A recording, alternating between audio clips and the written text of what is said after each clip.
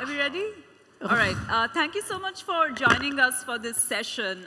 What we are talking about today is something that I feel is very underrepresented in the impact investing community conversations, which is, mobile is rapidly eating frontier markets. It's becoming more and more relevant to the consumers we are trying to target.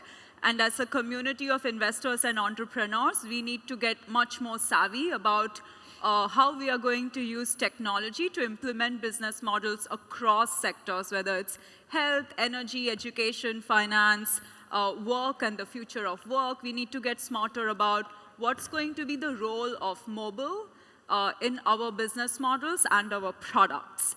And just to set the tone very quickly, here are kind of the big facts, right? In a few years, about 500 million smartphones will be present in India, little less than that in sub-Saharan Africa, and that's just the smartphones in consumer hands. There's probably going to be almost an equal number of devices with M2M communication technology in them, and the ability for the first time in the history of our world to allow us to gather data from the frontier, from rural markets automatically and wirelessly, right? So and even right now, if you look at what the internet traffic in rural India or Africa looks like, 95% of it is mobile. So there are a few drivers of this, and we can go into that later. But the big question for us in the impact community is, are we prepared for this? So what I wanted to do was bring together three people who I think are really, really on the cutting edge of what is happening here, which is they are using mobile technology in their customer-facing product, in their operations. They are using it to run their scale-up and their operations much more efficiently than has ever been possible before.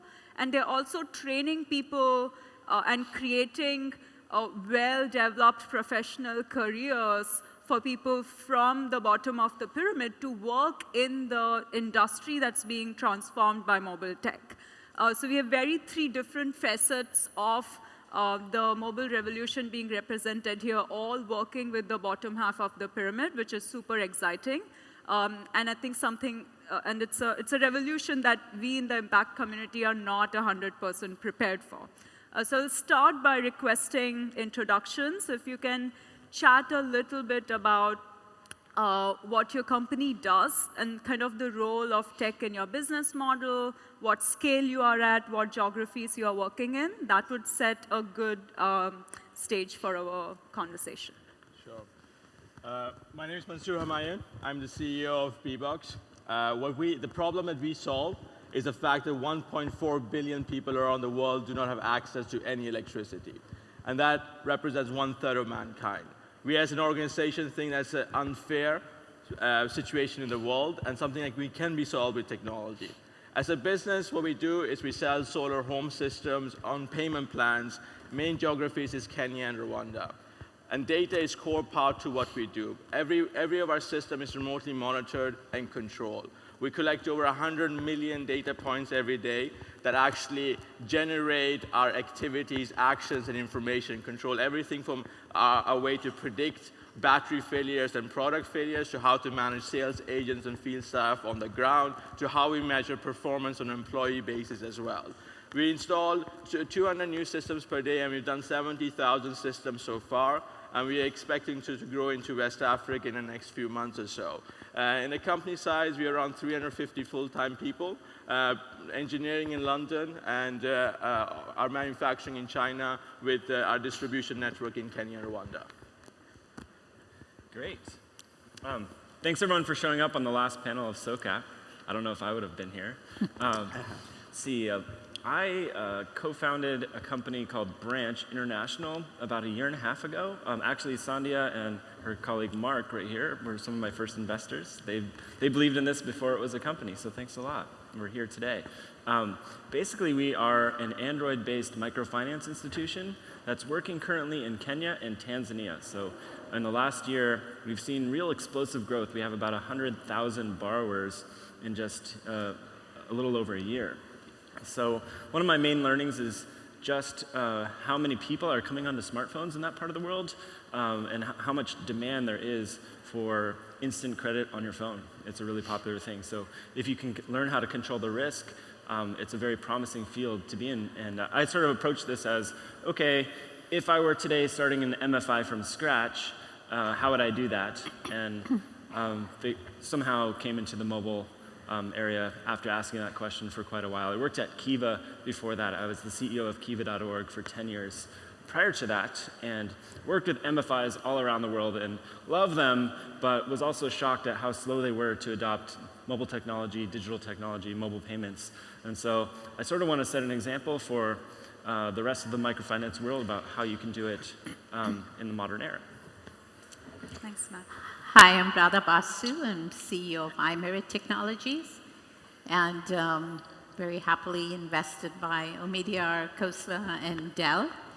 And we started with the premise that it is possible for young men and women who are, say, 10th or 12th standard educated to be really skilled into being able to do digital jobs.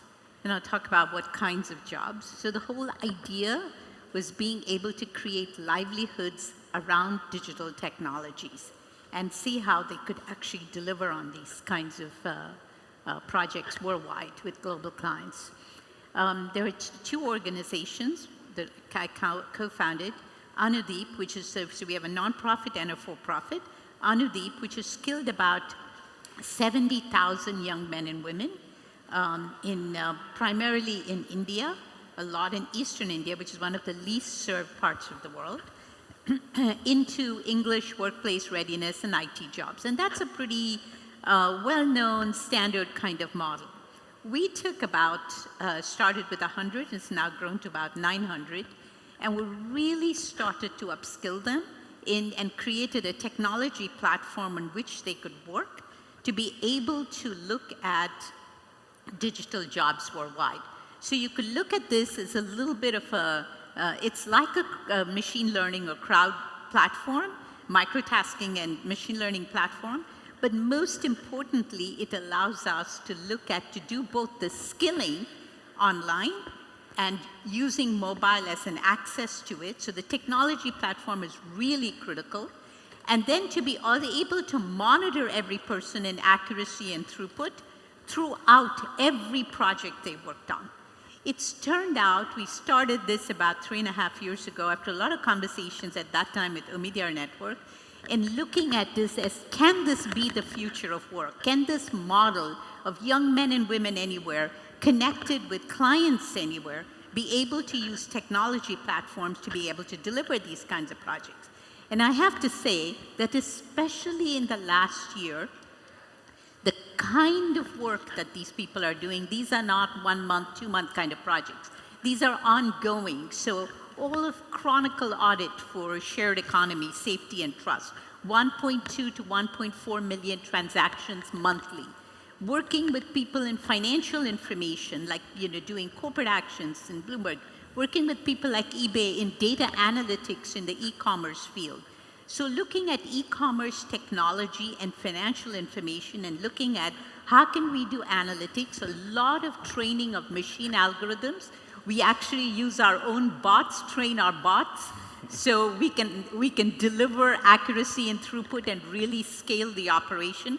So it's a very interesting combination of young people, skilling them, and bringing in technology. So we kind of say we're at the nexus of machine learning, like computing, and humans, and being able to hone humans to work the best on computing technologies, and doing it with young men and women from very, very impoverished backgrounds. Most of them are from families earning below $2 to $3 a day. We call that human-empowered computing. So that's kind of the background of it. Cool. Awesome. So next thing I want to do is kind of a simple, user visualization exercise, right?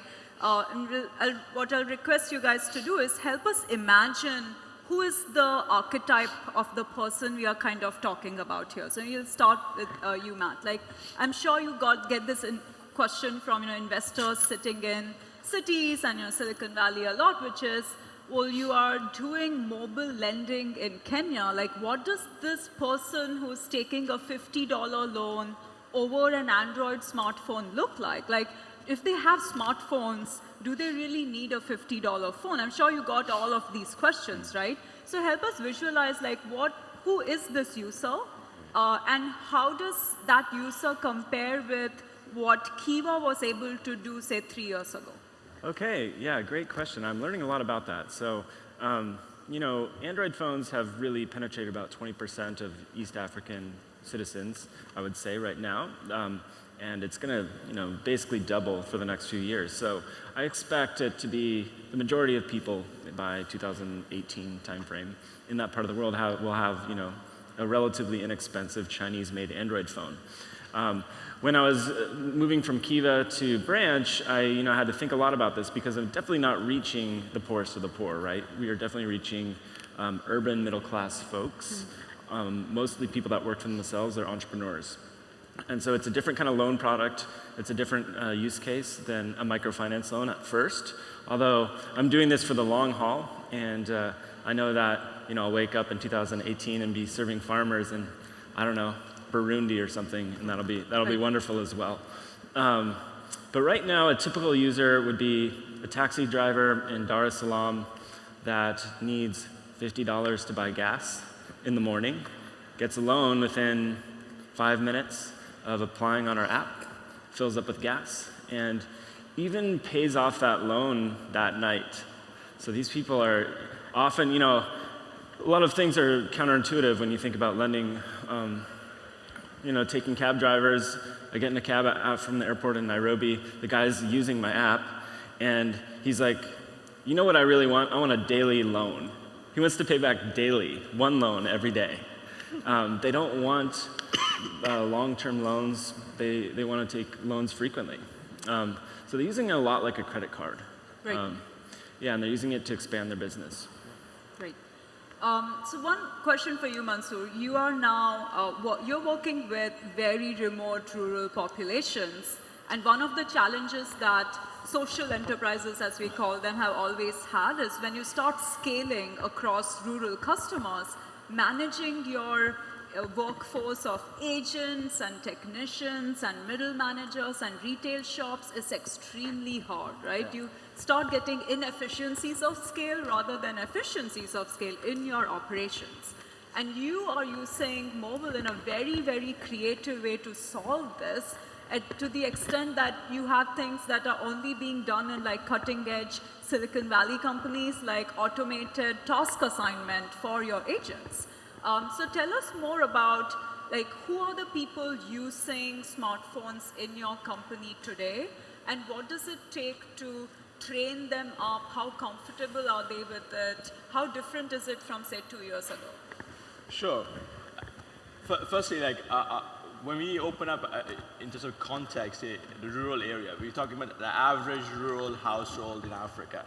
And normally when we open up a territory, we're also the first formal employer ever to be there. So there's a set of an education about how management structure should work. So the reason that we went digital in trying to find efficiency was what we found was when we scaled our retail operation, what tended to fail was not the end agent or technician, but was middle management that tended to fail, task management that tended to fail. The growth of mobile is huge.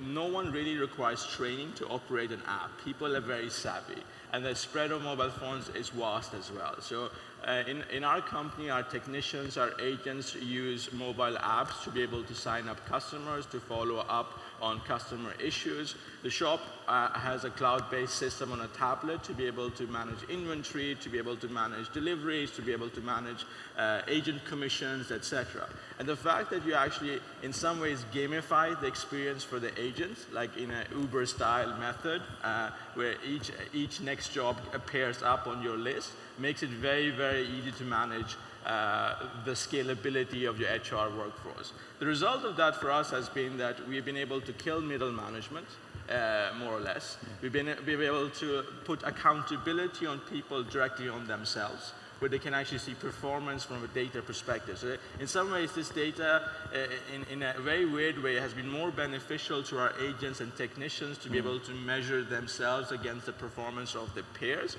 rather than us in terms of being able to calculate incentives, which has been a side topic of, a side outcome of, I guess, the delivery. And just finally, in terms of 2 years ago, I personally believe what we were doing was impossible 3-4 years ago. The spread of cloud computing, the spread of cheap mobile phones, the spread of mobile money, the ability to go completely paperless and being able to digitalize all aspects of operation and be able to create what I call accountability through information,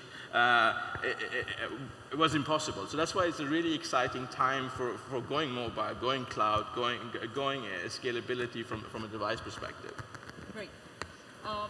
So rather, if I think about kind of, the version 1.0 of what you are doing, there were two archetypes, right? There was the TCS Infosys kind of outsourced engineer archetype, which is you take someone who has already received like a good college education and train them in building software and do, long-term recurring projects for Bank of America, right? Like that's kind of the version 1 archetype, which really built the information industry in places like India and now, rest of Southeast Asia, even Africa. And then there was the other impact investing archetype, which was called rural BPO, right? Which is you take a bunch of people who are very poorly educated and you teach them how to do data entry and data cleanup, and they, look at something that's a printout on paper and enter it on Excel, and that was digital work. I think what's incredible about what you are doing is that you are providing your employees a bridge between those two concepts. And I would love to hear more, from you on, if you take one of your typical employees today, like where did they come from? What is their reality? What is their family and social construct? And what were the challenges in getting them to be a, on-cloud digital worker? What's the future for them? Where do you see them going? Gosh, you asked me something that I live every moment, right? So it should be easy to answer. Yes. So our typical employee, and first thing is they're all employees, right? So our typical employee, if there is something as typical, it's a mixture of rural young men. First of all, it's about 65-66% women, young women. A large number of them rural. One group that's all young Muslim girls from a very, very conservative community, a community of about 700,000 people, where they could not leave the community, cross the main road, and go to the metro, which is an hour and a half away. And there's another group that might be, could be physically impaired. So it's a variety of people. There's some tribals, etc. So they come to us with basic 12th standard, 10th grade, 12th grade education. That's something we look for. Very clearly, not for the college, the engineering grads, because then you're back to doing what the large outsourcers are doing. And so they come from their areas, and then they go through basic skilling for them to even understand it's not about technology or IT. What is work? The English, workplace readiness, I think, is probably the most important thing we do that's a long term for them. The second thing is learning and development. How do you learn and develop your skills on an ongoing basis? Sounds very, very basic, but it's one of the most critical things if you want them to become self-learners and move with the technology. So a typical person would be Rehana. She's a young Muslim girl working in this center called Media Bruce that most people from the metro would not even go to visit. And she's never had a job. In fact, we were the first people, like you were saying, Mansoor, to even have a professional office in that community. They're all tailors and weavers, etc. And what is Rehana doing? So she goes through the basic skilling. She comes in, she doesn't have, we do assessments, she doesn't have any experience with work. So we then put her through an on-the-job training, and then through a lot of it is skilling, and they take a lot of this material back on their mobile to be continuously listening to English, to be thinking about workplace, to thinking about how they do teamwork, and the technology part as well. And they start moving up the value chain. So we decided right in the beginning, and Sandhya knows this well, that we would neither be a BPO outsourcer, we would not do call centers, we would not do outsourced BPOs, and we wouldn't be just data entry and transcription, though they have to do that to get skill. So we decided to go through digital jobs. What does that mean? Data analytics, doing sentiment analysis of Twitter, images and data. Being able to look at corporate actions that come out of, earnings calls, and being able to look at corporate actions that take place across all of the companies that are public, and being able to create a report on that on an SLA that could be, or news profiles coming out of the financial news, and using 15-minute SLAs 24/7 to be able to deliver that data. That is what Rehana is doing. That's what she started with. So that was like into year one.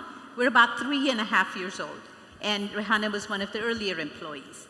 Then as she moves up the value chain, she's able to actually take like Microsoft cognitive images and being able to do 3D sort of rotoscoping kind of stuff, and that gets more complex. Then being able to do training machine algorithms for maybe augmented reality or even financial data processing.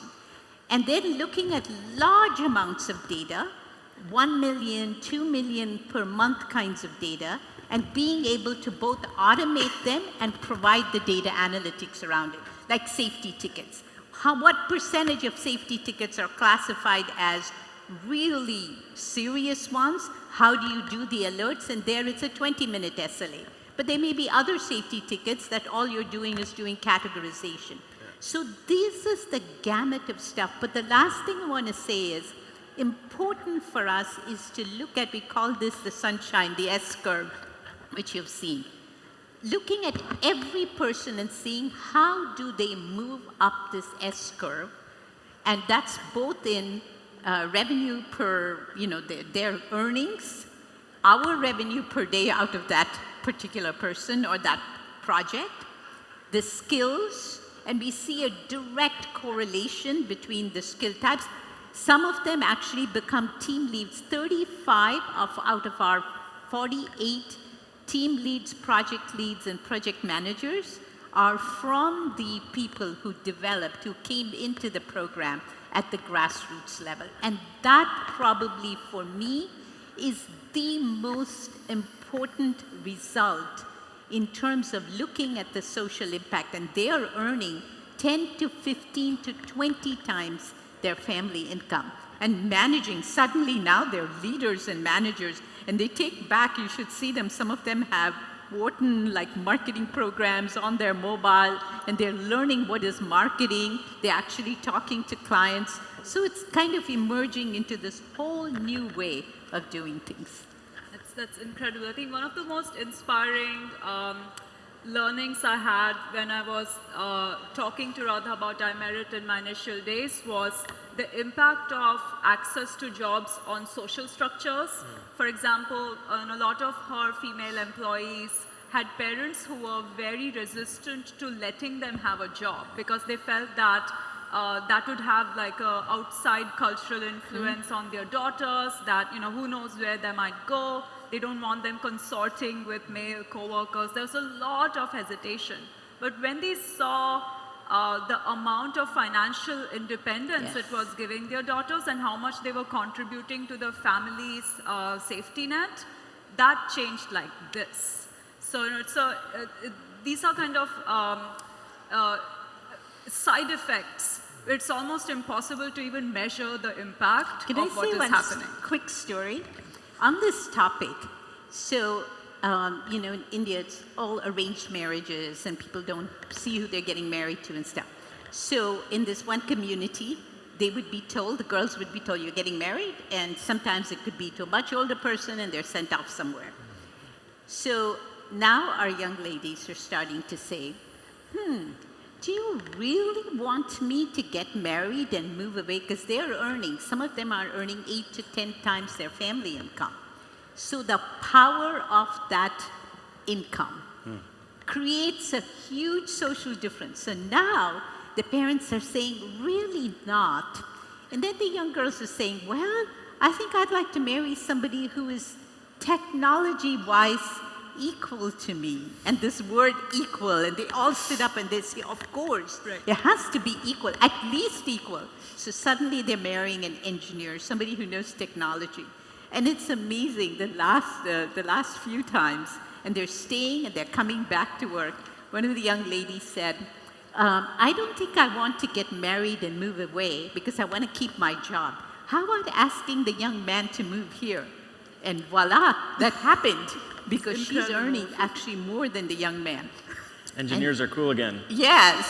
Get the ladies. It's cool to be an engineer. They're so beautifully dressed and everything. A large number of them, especially in this Métis Bruce community, where when they walk in, they're wearing burqas and hijabs and stuff. The burqas, you should see them. They walk in. I even have to tell them, wait till you enter the door. Off comes the burqas, and they're sitting in there, and they're working their work atmosphere, and they're like, well, you know, I think this particular machine algorithm is not working very well. The instructions sent by the client are not very good. And they're emailing, you know, somebody over here. It's amazing to see this, but that is the transformation happening. Awesome. So, you know, some harsher realities now, right?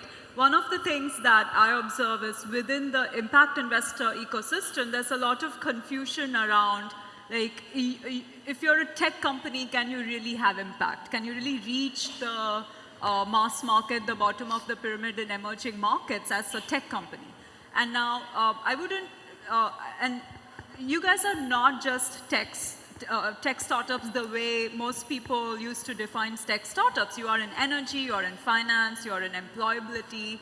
But what makes you tech companies is the amount of data that you collect, the fact that all of your operations can be digitized and measured, and the amount of resources you spend on things like engineering, right? That's what really, at the end of the day, that's where the rubber hits the road. So could you share a little bit about that, maybe starting with you, Mansoor, like how do you quantify the amount of data you're collecting? What does it require in terms of engineering resources to actually be able to pull it off? Sure, I mean, in terms of like the first side of the question, like we have an extremely price-sensitive customer base. They spend somewhere between $5 and $20 a month on kerosene, candle, phone charging, etc. So for me, technology is the method to drive insane amount of efficiency. That's why technology is the relevant bit on why to be able to scale something from one person to thousands with efficiency, to be able to be price competitive among very, very poor people. So that's where technology makes business sense to invest in. In terms of data, for me, data is like the middle thing. It's a buzzword nowadays. Everything goes data, data, data, data. Data in itself is meaningless unless you can't turn it into information and ultimately into actions. For me, the way I look at why did we become a data company in the first place? Fundamentally was for us to understand our customers better. So like, what do our customers actually use electricity for? How many hours of TV do they watch? Like, how often do they actually pay us to actually form the systems? And then we started using this data in terms of how can we turn this data into information and ultimately into actions that can add value to the customer experience, right? And that was a very big loop because becoming a data collection company takes 2 months. Becoming a customer delighting company takes decades. And that is the part that where, again, technology is such a fundamental part in driving that action thing. And ultimately, if I think about scalability and technology, for me, about internally in a very simple way, I look about the time to make a decision. That's really where the technology piece comes together. Is a battery failing? Is a battery needing replacement? Where does this agent need to go? Where does this technician need to go? Where does stock needs to get moved, etc. And if we want to really be able to have an impact not just hundreds of thousands of households, but millions of households, in true genuine sense of the word, be able to become an important and big company that actually can electrify large proportions of mankind, we need to take millions of decisions every day. And the only way we can do that is having a data processing machine of a nature that had never been created before. And that's, as an engineer, extremely exciting to build. And for customers, it's extremely beneficial to see the experience of not having a faulty system or a technician showing up at his door before the product even fails. Sometimes we have to explain this is not magic. This is technology, and this is the way that we're doing things. So yeah, hopefully that gives you a bit of a glimpse to that. But one challenge we always face is investors. Obviously, as a company, we're extremely capital intensive to be able to manufacture the products, deploy the products, get products over payment plans over time through mobile money. So our working capital cycle is long. And one of the most expensive teams that we have is our engineering team in London, right? I mean, why are they based in London? It's just because being able to attract global talent, because we're creating a world-class system, and that's the need to be able to almost do that. world-class. Hopefully. London, you know. Hopefully, getting the universe-class system one day as well. That's a grand game here. But but I think the efficiency argument and quantifying that through data and showing that how you can monitor and quantify that economically is the way that we managed to convince investors so far that this is a good idea. Yeah, one thing I would love to add here is, as an investor in 2008, when I first did diligence on my first off-grid solar startup, I had zero data on customer satisfaction.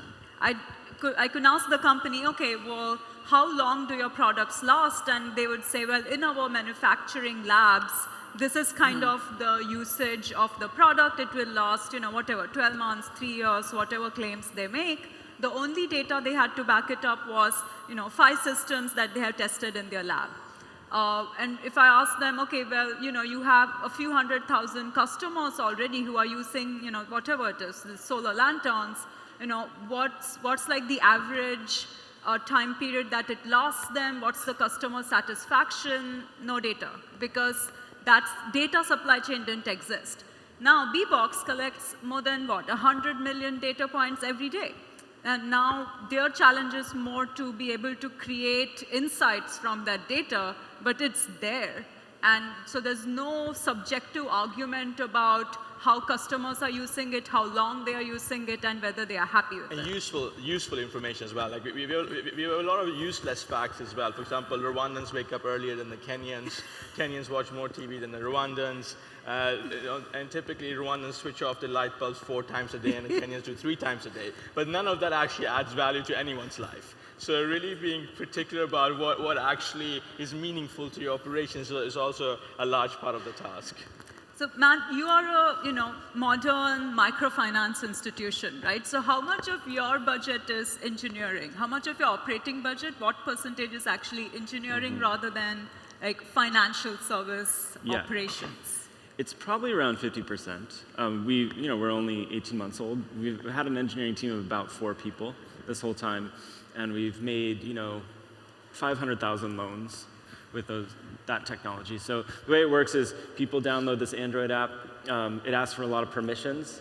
It reads your text messages, your contact lists. So we have everyone's contact lists, and I think we have like 50 million phone numbers. And we build a graph of all those phone numbers and essentially do page rank on a graph, meaning how connected are you compared to how someone else, and use that in a credit scoring algorithm. We also know where you live and your migration patterns through a day. So if you walk to work, where you work, do you have a regular migration pattern? What's your occupation? Can be inferred from that. Are you a taxi driver or are you not? But none of us are like data scientists or analytics people. Just me and my co-founders, we're computer scientists. So we just used unsupervised machine learning on all this stuff. And so we didn't really know, as humans, like we don't analyze it that much. We just let the machine read in this stuff, train itself on all these borrowers, and if the borrowers repay, it starts learning and it's getting better. So it's actually getting really good right now. So it's making like 2,000 loans a day. So just that kind of efficiency is amazing. Like I can be here and you know, my staff might be playing ping pong or something. I don't know what they're doing, probably screwing around. But it's just making loans. During this talk, it's making loans every second, you know. And how many lending agents do you have? None. Yeah, so we never meet our customers. It's just this crazy robot. And we'll help you train it really well. You know? Yeah, that's the thing. So what you're describing is supervised learning, meaning humans are looking it over, they're tagging things. But we don't really do that right now. Because there's no like pictures to analyze, there's no sentiment to analyze. As it gets to be more, But it could be a good idea. I don't know much about that. So rather, for you to scale from where you are now, which is, you know, closer to kind of 1,000 full-time employees whose lives have been transformed by what you're doing, how do you take that to 10,000 and keep the quality of work that they are doing right now? So iMerit has like 99% accuracy of work, and that makes them a darling of all their customers. But how do you keep that as you go from like 1,000 to 100,000? So I think I talked a lot about the social impact side, but I want to be very clear to say, for us, it starts at the client, at the customer. If we cannot deliver the business impact and the business result the customer needs, then we could add as many people and do as much technology, but then we are not a force in the business.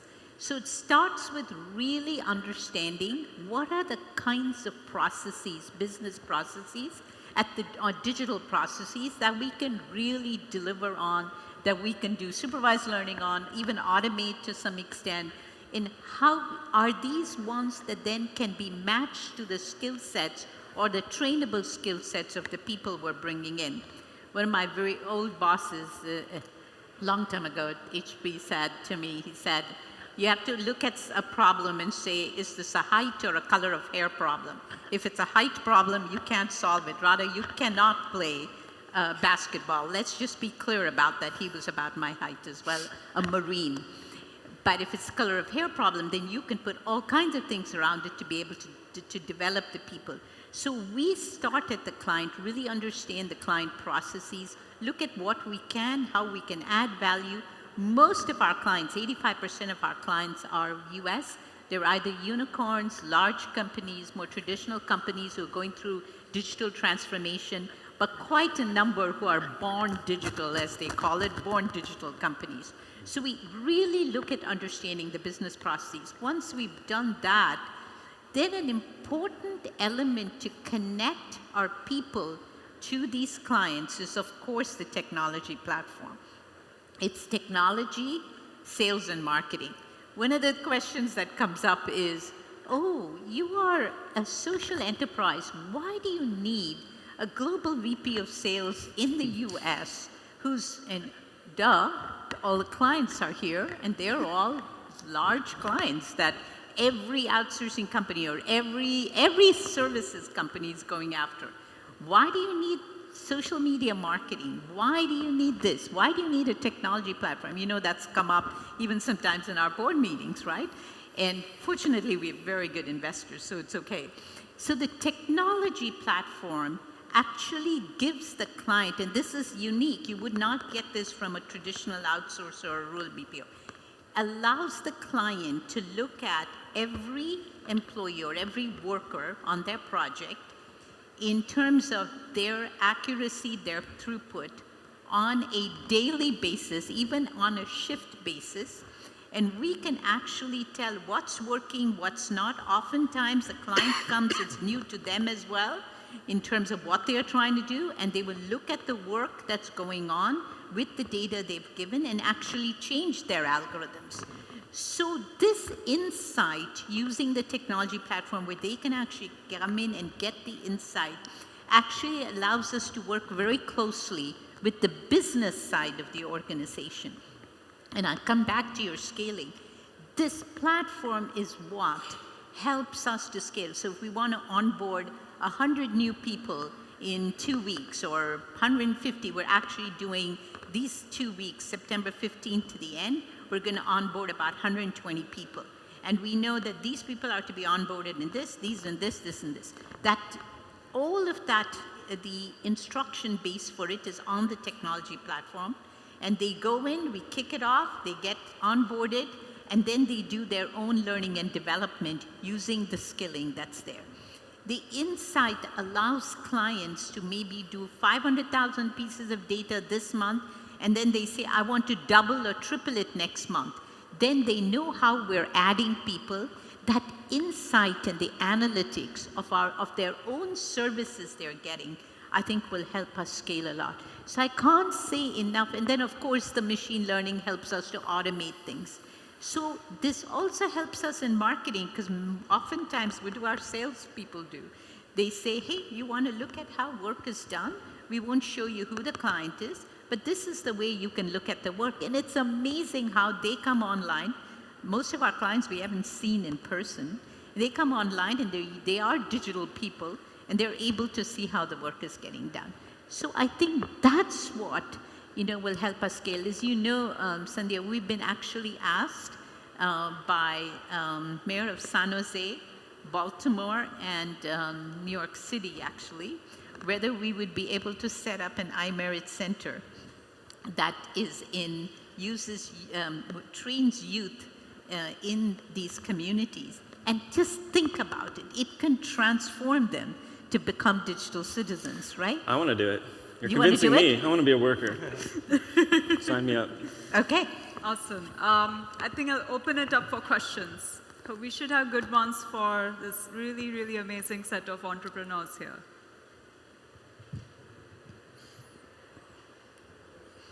It's late in the week. Okay. They're coming up. Yeah. We have microphones coming at you.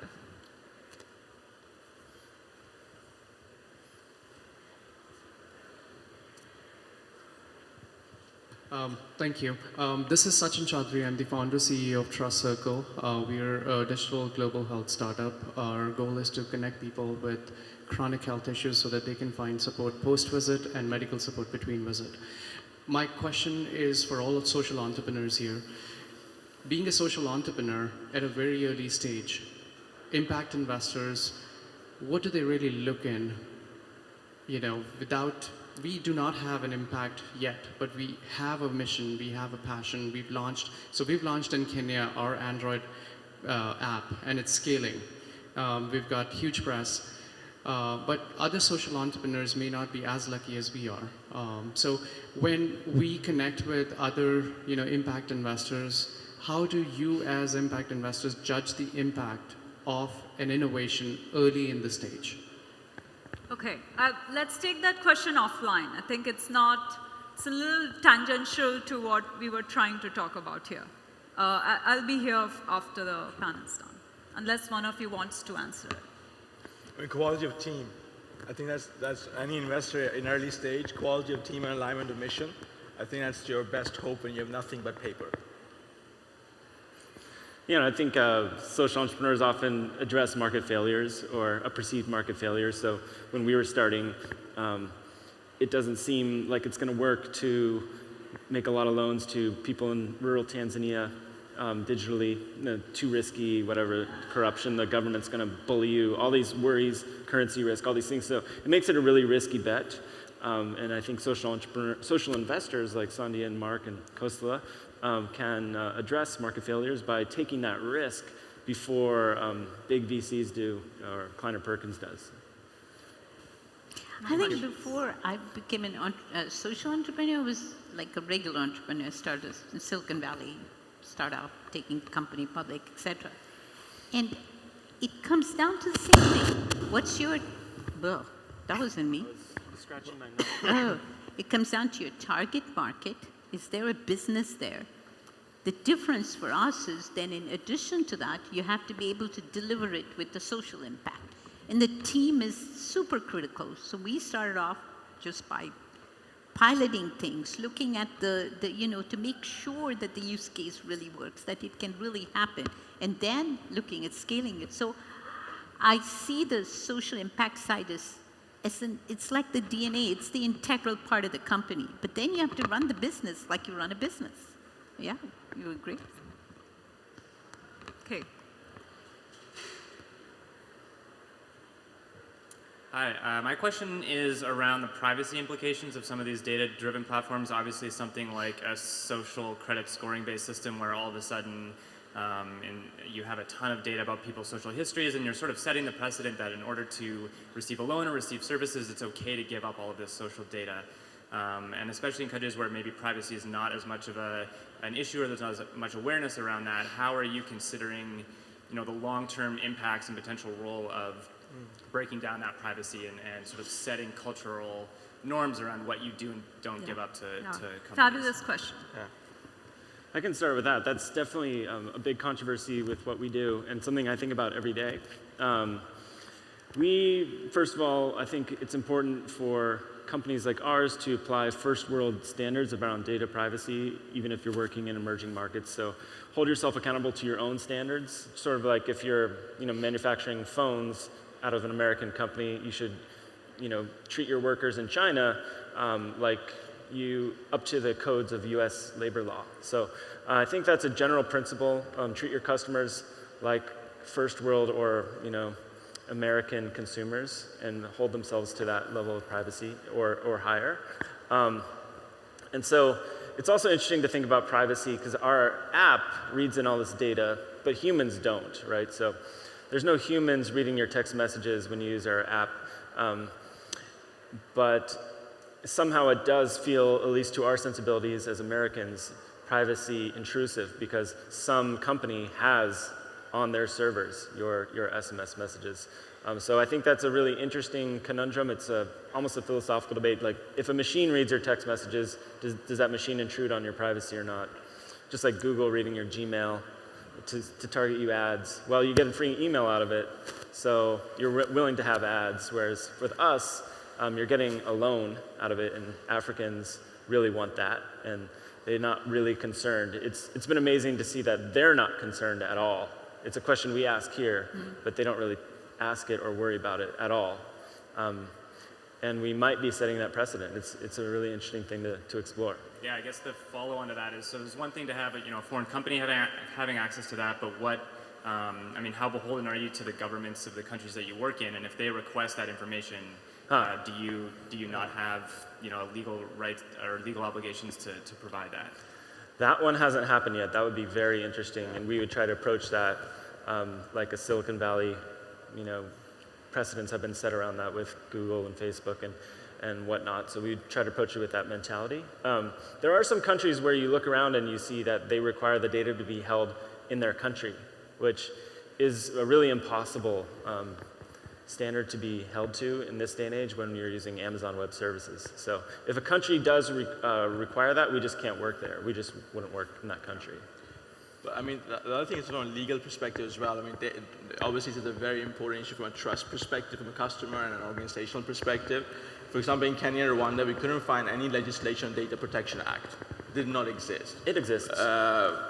I'll send you a copy. No, not the proper one actually protects customers anyway. So what our customers actually do is they voluntarily sign up on the UK Data Protection Act on their Kenyan contract. So our customers are protected under UK codes from a data protection reason. The other thing that I get quite concerned about is the number of employees in the business who have access to the data itself and their relevance to that data. So architecturally, I think it's very important for companies of our sort to really divide the PID data, the personal identification data, from the metadata. So architecturally, as we've built our systems, we have separated those two platforms out completely.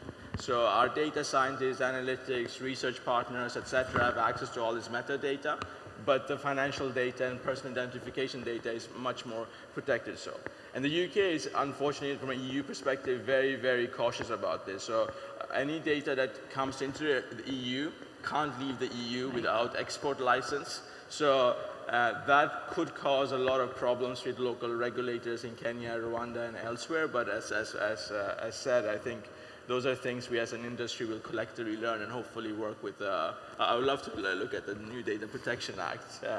It's glorious. If it's better than the one that we looked at 2 years ago. Oh. But, I think there is a bit of a conundrum as we look at some of the technology stuff. Interestingly, we work with some healthcare data and HIPAA clients. And because of the nature of the way that the data is, the algorithms, we used to be able to microtask it, or they do it before it comes to them. It's not outsourcing the data, and that whole group has to be put into a data center that's completely protected and things. But the data is broken up in such a way that most often there is, in fact, pretty much all the time, the name, the data, the connections between two, they're all broken up. So a particular worker does not work on that at any particular time and know what that data is, which is what you were talking about. And then after the work is done, it kind of comes together, and there's a whole algorithmic way and a way it's put together. So I understand your question, but I think it's also a different approach with the way the technologies and the machine learning is starting to do it. So I think we'll have to keep a close eye on this. I've also learned that it isn't necessarily true that we are in the US more data privacy focused. We say that and talk a lot about it, but Europe is definitely in many ways more so.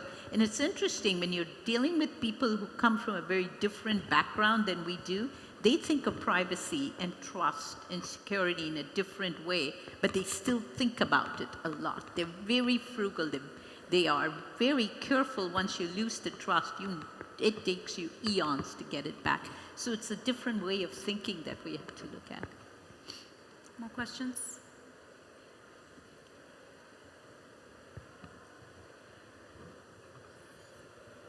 Hi, my name is Rashida Peterson.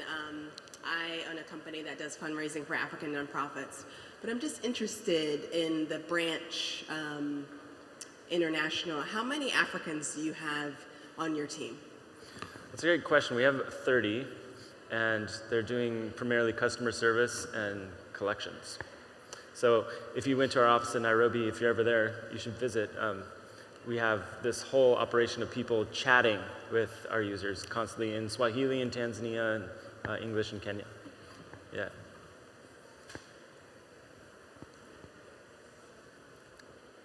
Cool. I get to ask more questions. So one of the things that I wanted to challenge you guys on a bit is in your peer groups right now, I think you guys are so far ahead in your understanding of what you need to be building for tomorrow. But if you think about 4 years out, like what do you need to do then that you're not doing today? Then if you play this out and say, okay, I'm thinking of a day where all my customers are on the phone, they have more access to data services, they have more access to competitive digital programs and applications. So what do you guys need to push yourself on? What do you need to do that you're not already doing? I can go first. My biggest concern has always been HR capital, like the human resource side. Being a young company also means that your management team at all levels is young in that company, whether they experience or not. And to be able to create a big company, you need to make sure that people can grow in that organization, we can retain them, and we can actually use their expertise that actually flows up to the right level.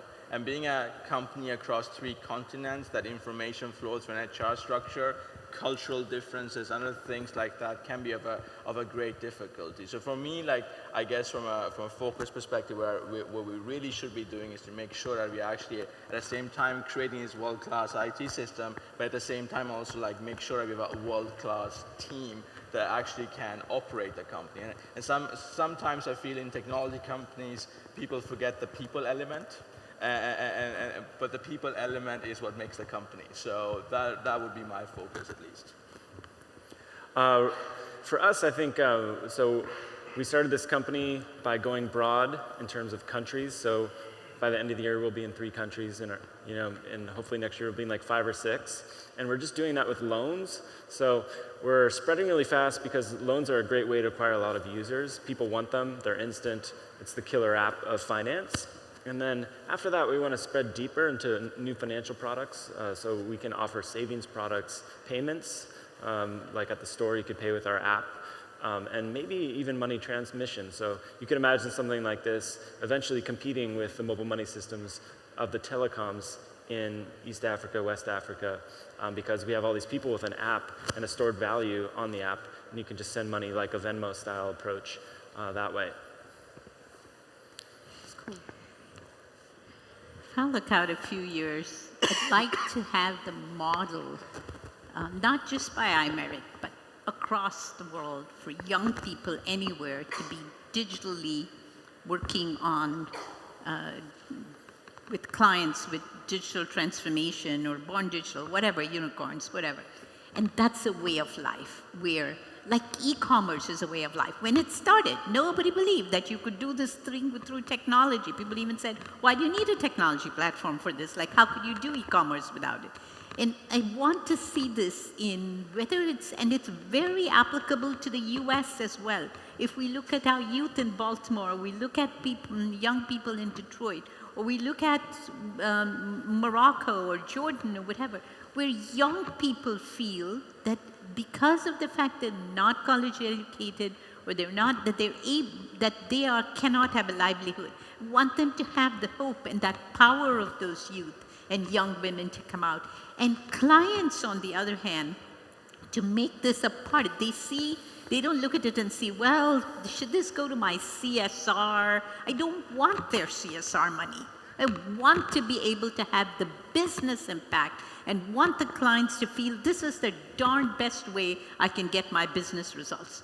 And that's what I would like to see, that every client feels that way and it becomes a way of life. And there are lots more iMerits everywhere, and there are 5 million young people who are digital citizens, and then they help start their own organizations and it scales. I know it sounds like it's a real dream, but I think it's possible that between the technology, the skilling, and the motivation.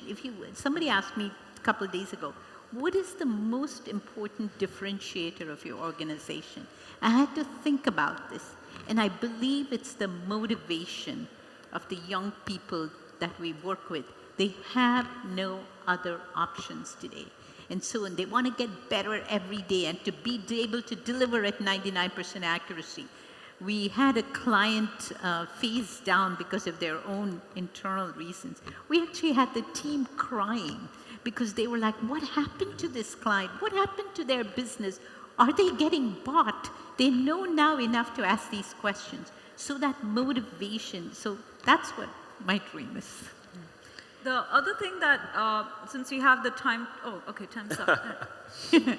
Time's up. Any last thoughts folks want to share? Any motivational learnings from your kind of journey last few years? I mean, for me, if I want to summarize all of this and what we've been talking about, is going from averages to individuals. I think that's the biggest revolution going on, and that is really exciting. Well said. I just like being part of startups like this, especially in emerging markets. So if you're thinking about working on something related to this, feel free to email me at matt@kiva.org, and I love to help people think through their ideas. I think learning from every entrepreneur, I personally have now really begun to believe in the power of youth. So anybody who says they're creating problems, they're a debit, I like the power of youth. All right, thank you so much for doing this. I hope you guys had a good time.